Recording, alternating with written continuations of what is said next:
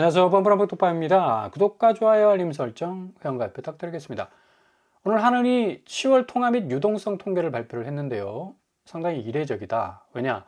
한은 책임론에 대해서 조목조목 반박을 했기 때문입니다. 환율이 이렇게 천정부지로 올라가는 이유, 결국 한국은행이 기준금리를 인상하지 않았고 오히려 반대로 인하했기 때문이라는 여러 가지 비판에 직면해 있었는데, 실질적으로 10월 통화 및 유동성 통계를 발표하면서 이 한은의 정책금리와는 상관없이 이 환율 자체의 구조적인 문제 때문에 상당 부분 환율 급등이라는 엄청난 지금 국면을 맞이하고 있다는 설명을 덧붙이고 있습니다. 일단 M2 증가량 같은 경우는 광의의 통화죠. 시중의 유동성이 얼마나 증가했는가에 대한 그런 지표라고 볼 수가 있는데, 주식 매각 대금 중에 일부가 ETF로 이동을 했다는 얘기고, 이제 이쪽에 금융시장 쪽으로의 머니무브 현상이 계속적으로 활발하게 일어나고 있기 때문에 41조 1천억 원 중에 수익증권 증가량이 31조 5천억 정도로 가장 많았기 때문에 이런 현상이 일어났다라고 지금 설명을 하고 있는 겁니다. 근데 M2의 국내 통화지표 구성과 자금 이동을 보시면 확실히 가상자산과 해외자산 쪽으로 이동하는 그런 금액들이 훨씬 많아졌다. 이 부동산 쪽은 상대적으로 좀 줄어드는 어떤 경향을 보여주고 있는 거고요. 근래 이 규제 때문에 상당 부분 부동산은 얼어붙어 있는 상황 가운데 있는데, 금융시장 쪽은 상당히 좀 활발하게 지금 머니무브 현상이 일어나고 있다. 근데 지금 일본 기준금리 인상과 맞물려 있어서 이 부분도 지금 어떻게 해결이 될지 여부에 따라서 상당히 달라질 수 있는 또 양상으로 흘러갈 수가 있다는 얘기입니다. 유동성보다는 거주자의 해외 증권 투자 확대, 그리고 수출 기업의 외화 보유 성향 강화. 그러니까 일단 미국 쪽으로 사업 진출을 노리는 기업들은 그쪽에 일단 공장을 짓고 또 고용도 늘려야 하는 그런 부담감 때문에 벌어들인 외화를 국내로 반입하기는 좀 어렵습니다. 계속적으로 그쪽에 달러를 가두리처럼 딱 쳐놔야지 어느 정도 투자하고 또 유동성 있게 뭔가 현금을 돌릴 수 있는 그런 어떤 여지가 있기 때문에 이런 요인들이 굉장히 외환 수급 요인 크게 작용하고 있다라고 지금 설명을 덧붙이고 있는 거죠. 여러모로 많은 얘기들이 나왔지만, 첫 번째 머니무브 현상은 본격적으로 지금 일어나고 있다는 얘기고요. 부동산 쪽에서 금융 쪽으로, 특별히 ETF 쪽으로 이동하는 자금들이 굉장히 굵게 많아지고 있다는 얘기. 두 번째, 해외 기업들 관세 영향 때문에 이제 현지에 공장 짓고 고용이 하지 않으면 거의 기업 운영을 하지 못할 정도의 어마무시한 지금 규제를 받고 있지 않습니까? 당연히 국내로 유턴할 수 있는 달러 양은 확 줄어들 수밖에 없는 거죠. 이게 지금 딱 두 가지 대표적인 어떤 환율을 밀어올리는 가장 중요한 요인일 수도 있는데, 일단은 미국 국채의 단기 국채 금리 자체가 지금 굉장히 불안한 요소로 작용하고 있기 때문에 달러 급전이 많이 필요합니다. 그래서 원천적으로 달러 수요가 급증하다 보니까 달러 가치가 올라가고, 달러 인덱스는 상대적으로 공식적인 지표상에서는 그렇게 크게 변동사항이 없음에도 불구하고 상대적으로 교역국 상에서 나타나는 통화 가치는 들썩들썩거리고 있다 라는 그런 결론이 나오고 있죠. 자, 이런 상황에서 서학개미들은 좀 억울할 수가 있어요. 어차피 개인이 해외 쪽으로 빼내는 어떤 금액들, 특별히 투자성 금액들이 조 단위, 몇십조 단위로 움직이고 있기 때문에 상당히 이 환율 부분을 불안정하게 만드는 요인도 있지만, 실질적으로 지금 미국 주식시장이 굉장히 안 좋습니다. 순매수가 한 주 전 대비 77% 정도 떨어지고 있고, 환율이 1480원 정도 육박을 하니까 이거 환전 비용이 더 들게 생겼어요, 수익보다. 그러니까 당연히 이제 환전하기 어려우니까 스탑하게 되는 거고, 그리고 해외 레버리지 투자했다가 매년 4,500, 거의 5천억씩 날아가 버리는 손실을 본 개미들이 많다는 얘기입니다.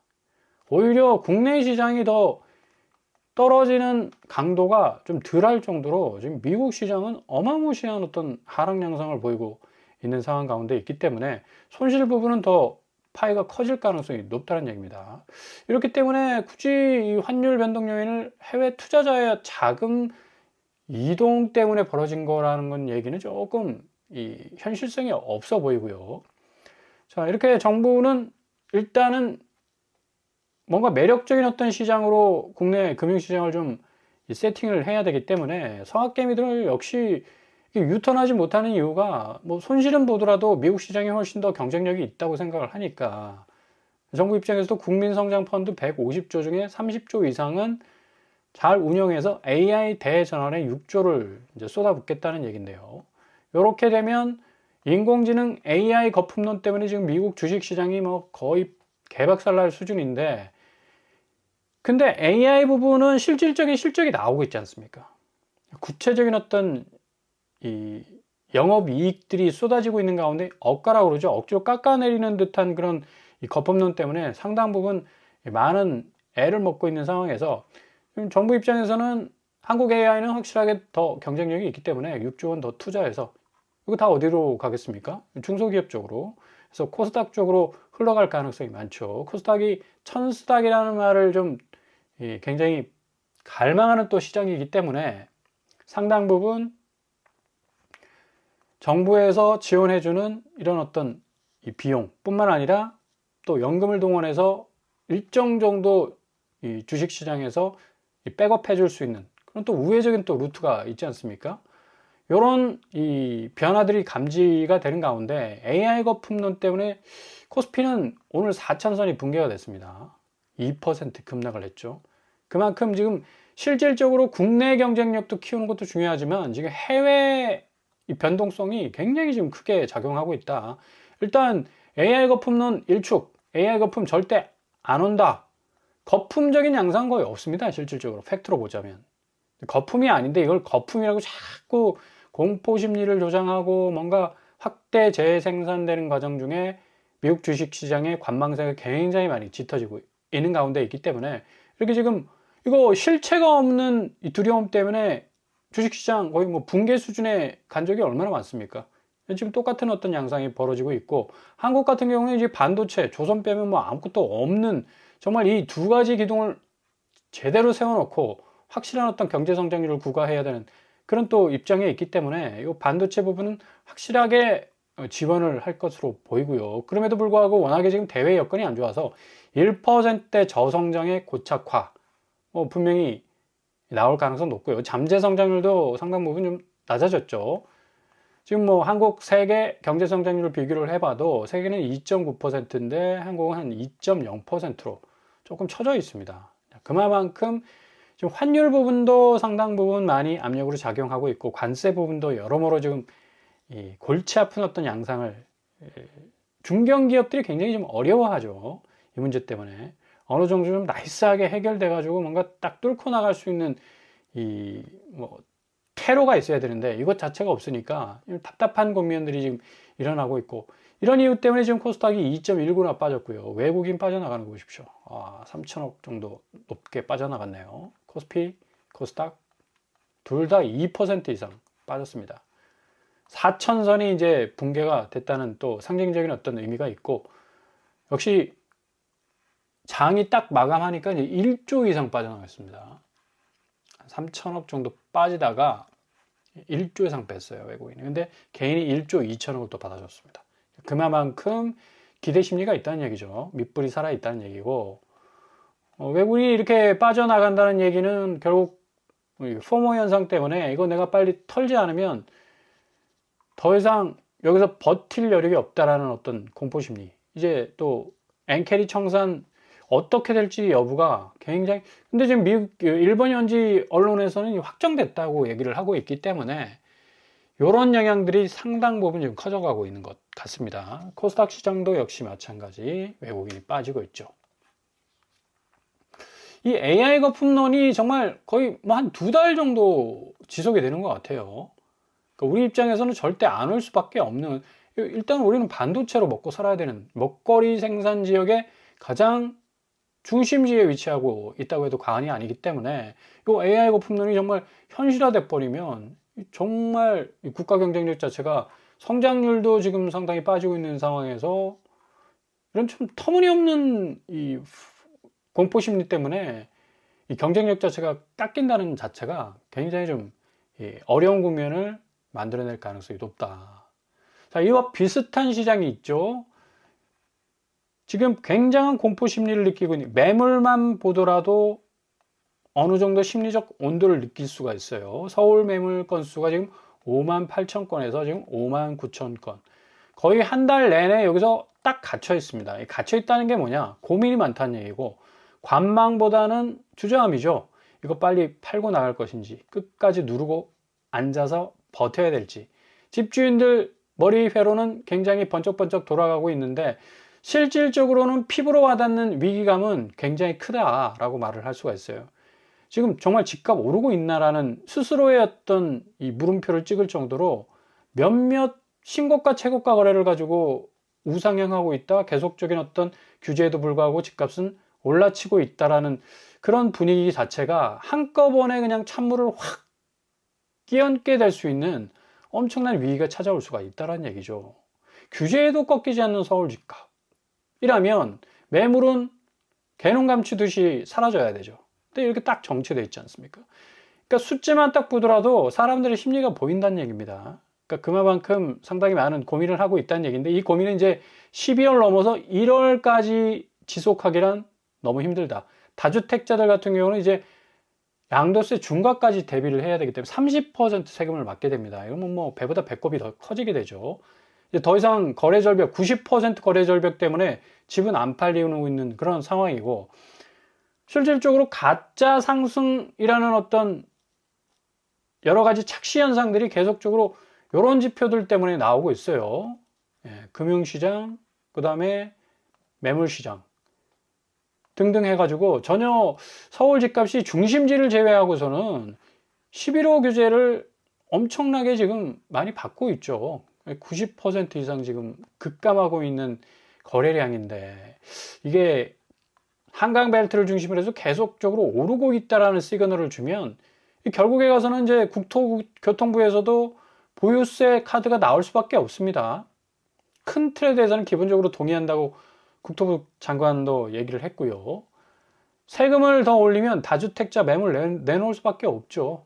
세금 이길 장사 없으니까. 재산세 그리고 종합부동산세는 매년 돌아오는 샌드백이다. 그러니까 자기 꽉 웅크리고 있는 자금력을 가지고 쳐내야 되거든. 근데 이게 뭐 1년, 2년 쳐내다가 3년 정도 가면 그냥 자기 스스로 그냥 풀이 힘이 죽어가지고 그냥 주저앉을 수밖에 없습니다. 그러니까 굉장히 어떤 강력한 효과를 누릴 수 있는 그런 방안이 될 수도 있겠고요. 정부 안팎에서는 유력하게 거론이 되고 있습니다. 다주택자의 매물 출회를 유도하기 위해서 종합부동산세와 재산세, 보유세를 강화할 수밖에 없는 마지막 카드를 내놓을 수밖에 없는 거죠. 얼마 전에 이재명 대통령도 이거 집값 자체가 너무 지금 왜곡돼 있어서 답이 없다라는 식으로 말을 꺼낸 것 자체가 이제 최후의 카드 꺼내겠다라는 또 뉘앙스로 읽을 수도 있고요. 불안 속 상승폭 커진 서울 집값, 계속 이게 불안을 지금 강조를 하고 있죠. 근데 보유세 변동을 보더라도 뭐 재산세, 뭐 종합부동산세 올리지 않아도 얼마나 서울 집값이 올랐으면 보유세가 자동적으로 이렇게 올라가겠습니까? 자동문이야, 자동문.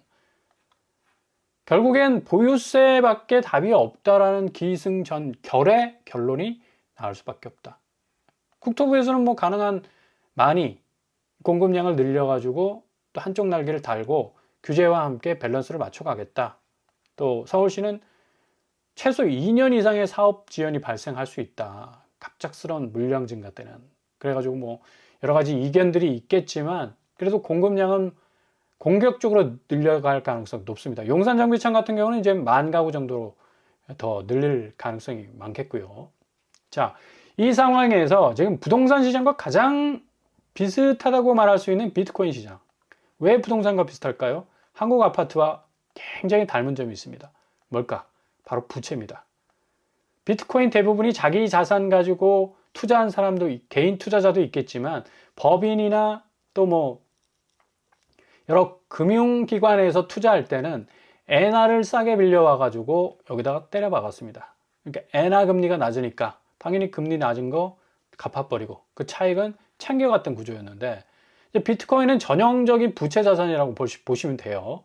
이게 잘 안 알려져 있어서 그렇지, 이게 이제 지금 최근에 기준금리 1번이 올려버리면 엔화 가지고 비트코인 샀던 그 세력들은 다 빠질 수밖에 없는 거죠. 다 던지고 나갈 수밖에 없는 겁니다. 기존의 저금리 아닌 0.75 정도 올라간 금리 가지고는 수익률이 훅 떨어지니까. 그래서 비트코인이 4만 달러까지 떨어질 수 있다. 지금 1억 2천 정도 내려갔는데 5천만 원까지 떨어졌다는 얘기는 거의 공포에 가까운 얘기죠. 그렇게 되면 거의 이게 가상화폐 시장이 박살이 나게 되면 주식 시장도 영향을 받게 되고요. 전체적으로 부채를 물고 있는 자산 시장은 엄청난 충격을 받을 수밖에 없다라고 말씀드릴 수가 있어요. 그 기저에는 일본의 금리 인상, 저금리 엔화를 빌려서 가상자산의 대부분 비트코인에 때려박았다. 야, 이거 만약에 정말 비트코인이 5만 달러 선으로 5천만 원 선으로 뚝 떨어지게 돼 4만 달러 선으로 뚝 떨어지게 되면 진짜 헬이 열릴 겁니다. 자, 똑같은 자산시장, 서울 아파트, 부채 비율, 비트코인이 가지고 있는 금융기관의 이 부채 비율 뭐 상당 부분 서울 아파트하고 비슷해요. 서울 아파트는 GDP의 90%가 넘습니다. 소득의 2.5배. 예. 한국의 비트코인이라고 말하는 강남 아파트들 대부분 엄청난 부채를 물고 지금 고금리를 감당해야 되는 그런 수순에 와 있는데 2025년 10월 말 기준 1330조 원 4개월 만에 12조 8천억 감소했어요. 뭐가? 아파트 시가총액이. 그러니까 이 정도로 거품이 껴 있었는데 거래량 딱 줄고 집값 하락세 진행되면서 12조가 날아갔다는 얘기예요. 시가총액이. 이렇게 되면서 경매 매물이 7개월새 2배 늘고요. 낙찰률은 20%로 하락하고 있다. 그러니까 비트코인 시장과 똑같습니다. 지금 자금이 부동산 시장에 빠져나가고 있잖아. 그럼 이게 지금 계속해서 오를 거다 계속 뭔가 인디언 기우제 지내는 것처럼 집값 상승세를 예단하고 있지만 결국 기저의 근저의 그 가치를 떠받칠 수 있는 자금력이 바닥나 있습니다. 비트코인도 마찬가지라. 엔캐리 자금이 쫙 빠져나갑니다. 0.75%로 일본 중앙은행이 기준금리를 올려버리면 이건 이제 더 이상 여기서 수익 창출을 못해. 다 빠지죠. 그러면 비트코인이 1억 2천 하는데 5천만 원으로 폭락합니다. 서울 아파트 어떻게 되겠습니까? 지금 자금 안 돌고 있죠. 시총 1330조 원에서 4개월 만에 12조 빠졌어요. 그러면 거래 금액이 그렇게 극단적으로 빠져버리면 그 시장 제대로 유지될 수 있겠습니까? 근데 제대로 유지될 뿐만 아니라 오른다고 얘기하잖아. 그것 자체가 왜곡된 시장이라는 얘기입니다. 정보 자체가 잘못됐다는 얘기죠. 결국에 가서 뭐다? 금리도 장난이 아니죠. 커픽스 신규 취급액 금리는 거의 수직 상승하고 있는 상황에서 부채를 GDP의 90% 이상 물고 있는 이 모든 대출들, 이 금리 어떻게 감당할 겁니까? 결국에 가서는 아파트 시장은 12월 말에서 1월 사이에 엄청난 가격 분수령을 맞이할 수밖에 없는 수순으로 가고 있다는 얘기입니다. 이게 가장 투명하고 선명하고 분명한 시장을 볼 수 있는, 객관적으로 시장을 볼 수 있는 그런 어떤 부분이 아니겠습니까? 이거 다 커트시키죠. 거래량 준다. 근데 거래액은 공개 안 해. 어디가 오른다는, 근데 어디가 오른다는 건 다 신고가, 최고가 그냥 몇 개월 지난 거 혹은 뭐 몇몇 강남, 뭐 마용성에서 나온 거 찝어가지고 다 오른답니다. 실체가 없습니다. 서울 아파트 시장은 지금 실체가 없어요. 상승으로 가는 실체가 없기 때문에 궤도 밖을 벗어날 수 있을 가능성이 어느 때보다도 높다라고 보시면 되겠습니다. 잘 대비하신다면 무주택자 같은 경우는 골든타임 꼭 잡으실 수 있을 겁니다.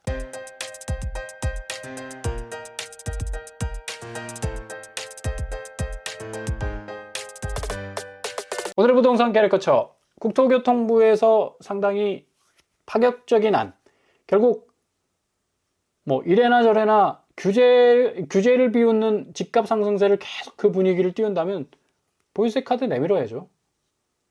어떻게 해서든 그 집값 자체가 뭐 왜곡되어 있고 시장 자체를 계속해서 불투명하게 만든다면 확실한 세금을 통해 가지고 매물이 출회될 수 있도록 유도한다면 또 뭐 좋은 상황이 전개가 될 가능성도 있겠고요.